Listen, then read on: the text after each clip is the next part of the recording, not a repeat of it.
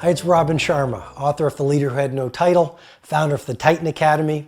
Welcome to this mastery session. This mastery session is all about 5 quotes to lift your game. 5 quotes to energize you. 5 quotes to provoke you to get to your next level of world class. Quote number 1 comes from Oscar Wilde. He once said, "Be yourself, everyone else is taken." Well, that really speaks to the power of being an original. It speaks to this concept of authenticity, being yourself. I mean, we live in a world where there has never been so much of a seduction to be like everyone else. There's never been so much influence and hypnosis through the social media and through society to talk in a certain way, to walk in a certain way, to buy certain things, to measure your success by the same philosophy. And what I'm encouraging you to do based on this Oscar Wilde quote is to be yourself. I mean, talk your talk, walk your walk. Take the time to reflect on your dream. Be true to your own values, because life's greatest heartbreak is self-betrayal. Quote number 2. I learned it when I was delivering a Lead Without a Title presentation in Qatar to a room full of CEOs. And a gentleman walked up to me with a piece of paper that was folded, and he handed it to me. And he said, "Read this later on in your hotel room." When I got back to my hotel room, I opened it up and it simply said, "Health is the crown on the well person's head that only the ill person can see." Health is the crown on the well person's head that only the ill person can see.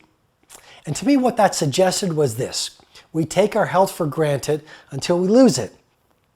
And then if we do lose it, we spend the best hours of our best days trying to get it back. And to do whatever it takes to keep your health at its absolute best. Quote number 3 is one of my all-time favorite quotes. It's a Mexican proverb that goes like this: "They tried to bury us. They didn't know we were seeds." They tried to bury us. They didn't know we were seeds. You know, sometimes life will send you things that knock you down. Sometimes people will try to bury you. Sometimes experiences will happen that will shatter you. To the person thinking like a victim, those things bury us. They keep us stuck in the past. They destroy us.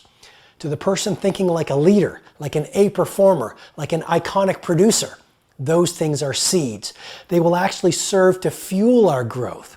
I mean, the things that cause us to suffer can also open our hearts. The things that hurt us most can also allow us to relate more to people. The things that are most difficult can also breed bravery. The things that are unexpected will also allow us to have faith in our future.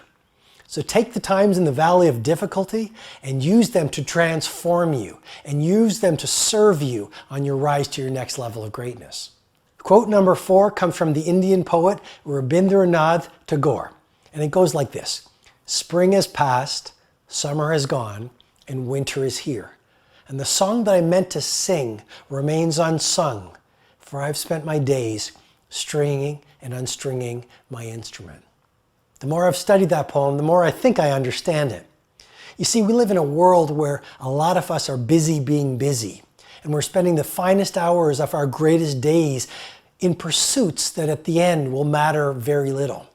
And that poem was about a man who got busy being busy. He was always stringing his instrument. And so the great song that his life was meant to be remained unsung.